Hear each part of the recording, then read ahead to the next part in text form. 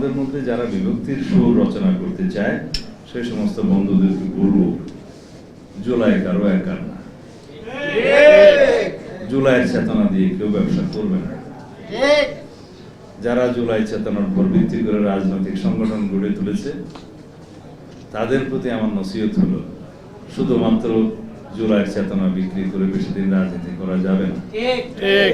যারা শুধু এমপি মন্ত্রী হওয়ার জন্য, উপদেষ্টা হওয়ার জন্য জুলাইকে ব্যবহার করেছেন, তাদের এখনো সময় আছে যে নতুন বন্দোবস্তের, নতুন রাজনীতির নতুন ধারা প্রণয়ন করার যে অঙ্গীকার তারা করেছে, আমার বন্ধুরা করেছে, তারা যেন নতুন বন্দোবস্তের নতুন ধারাটা মানুষের সামনে প্রকাশ করে, কিন্তু পুরাতন বন্দোবস্তের আদলে নয়। তারা নতুন বন্দোবস্তের রাজনীতি কথা বলে পুরাতন বন্দোবস্তের মতো আওয়ামী বন্ধুদের যোদ্ধাদের সাথে দেখা করতে যাবে, সেটা সঠিক নয়।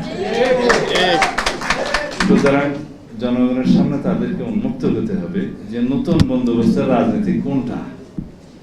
দায় ও দরদের রাজনীতির যে ভাষাটা, আমার কিছু কিছু বৃদ্ধ বুদ্ধিজীবীর ভাষা, তারা আমারও বন্ধু, পুরাতন বন্ধু বিশ্ববিদ্যালয়ের, শব্দগুলো উচ্চারণ করে যে নতুন বন্দোবস্তের রাজনীতি দায় ও দরদের রাজনীতি। কারণ এই শব্দগুলো অনেক বেশি ওজন বহন করে। এগুলো আমরা ব্যাখ্যা দাবি করি যে আপনাদের নতুন বন্দোবস্ত কি বলুন দয়া করে, দরদ এবং দায়ের রাজনীতি কি সেটাও বলুন। শুধু বক্তৃতা দিলে হবে না। যদি আপনাদের এই নতুন বন্দোবস্তের রাজনীতি জনগণ গ্রহণ করে, আপনাদের পক্ষে জনগণ থাকবে, কিন্তু শুধু একটা দল গঠন করে জুলাই চেতনার ভিত্তিতে এবং এই চেতনাতে ব্যবহার করে যারা 47-এর চেতনার কথা বলে তাদের কাছে গেলে তো অসুবিধা। এখন আমি বলেছিলাম একদিন সংসদে যে আপনারা তো 47-এও পাকিস্তানের পক্ষে ছিলেন না, এখন 71-এর প্রসঙ্গ যখনই আসে বলে 47, আমরা 47-এ যাই। তো 47-এ তো ছিলেন না আপনারা, 71-এ তো ছিলেনই না। এখন দয়া করে 24-এ থাকেন, তাহলে জনগণ উপকৃত হবে।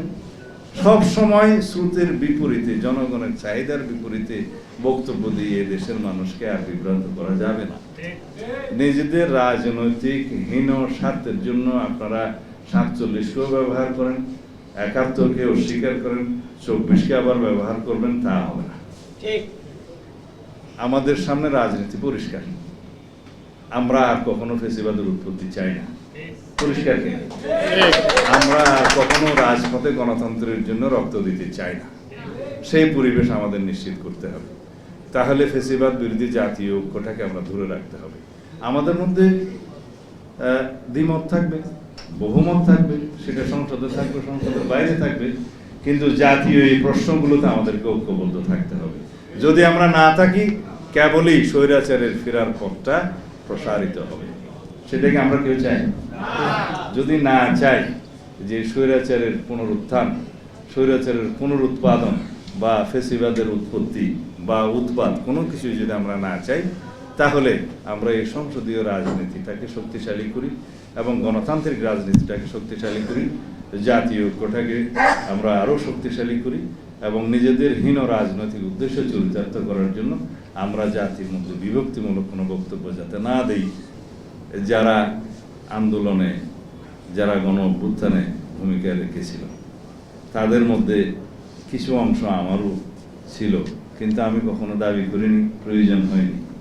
আমি এক জায়গায় শুধু বলেছি, যদি আমরা নির্বাচনে না থাকতাম তাহলে হয়তো এটাকে সংগঠিতভাবে সুচারুভাবে পরিচালনা করে একটা সফল পরিণতির দিকে আনা দুষ্কর হয়ে যেত। এটা হচ্ছে আসলে সত্য কথা, বাস্তবতা। এখানে যারা নেতৃবৃন্দ ছিল তারা তো বাড়িতেই থাকতে পারে নাই, অফিসেও যেতে পারে নাই, কারাগারেও ঠিক মতো শুতে পারে নাই। তাহলে কি হতো? হ্যাঁ, ইতিহাস অনেক সময় আগের থেকে অনেক কিছু বলে দেয় না। কেউ এক সময় নির্বাসনে ছিল, এখানে মুক্তিযুদ্ধ করেছে কারা? যারা মাঠে ছিল। সম্মুখ যুদ্ধ করেছে কারা? তারা, যারা মাঠে ছিল। নীতি প্রণয়ন করেছে কারা? তারা নির্বাসনে ছিল। ছিল কিনা? তাহলে যুদ্ধ মাঠে হয়, যারা শহীদ হয় তারা মাঠে হয়, যারা সম্মুখ সমর করে তারা মাঠে থাকে। কিন্তু সেই যুদ্ধটা পরিচালনা করার জন্য একটা জায়গা থাকে, নীতি প্রণয়ন করতে হয় এবং সেটা সমন্বয় করতে হয়। আমরা কেউ কেউ সেই কাজটা করেছি। আমি কোনোদিন কৃতিত্ব নিতে চাই না। কৃতিত্ব নিয়ে কি হবে? আমরা যার জন্য দীর্ঘ 17 বছর সংগ্রাম করেছি সেটা একটা উন্মুক্ত গণতন্ত্রের জন্যই তো। সেই গণতন্ত্র দেশের চায়নি এমন কোনো জনগণ আছে? হ্যাঁ, যারা দিল্লিওয়ালা তারা আছে। যে সমস্ত আমাদের সন্তানরা জীবন দিয়েছে, তারা কেন জীবন দিয়েছে? তারা তো কেউ রাস্তায় গিয়ে মরে যাবে সেটা জানার পরেও বুকে গুলিবিদ্ধ হওয়ার জন্য এভাবে দাঁড়িয়েছিল। আবু সাইদ দাঁড়িয়েছিল, কেন চেয়েছিল? তারা সবাই একটা মুক্ত গণতন্ত্রের দেশ চেয়েছিল। তারা চেয়েছিল বৈষম্যহীন একটা সমাজ ব্যবস্থা। তারা চেয়েছিল শুধু কোটা নয়, যারা আন্দোলন করেছে কোটা বিরোধী ছাত্র আন্দোলন, সেটা এই গণতান্ত্রিক আন্দোলনের গণ অভ্যুত্থানের সূতিকাগার হিসেবে কাজ করেছে। আমি স্বীকার করি, অনেকেই বক্তব্য দিয়েছে যে কোটা আন্দোলনের হাত ধরে এবং নিরাপদ সড়ক আন্দোলনের হাত ধরে 2024-এর ছাত্র গণ অভ্যুত্থান সংগঠিত হয়েছে। এটার মধ্যে যোগসূত্র আছে। এটা একটা কিউমুলেটিভ রেজাল্ট, একদিনে হয় না।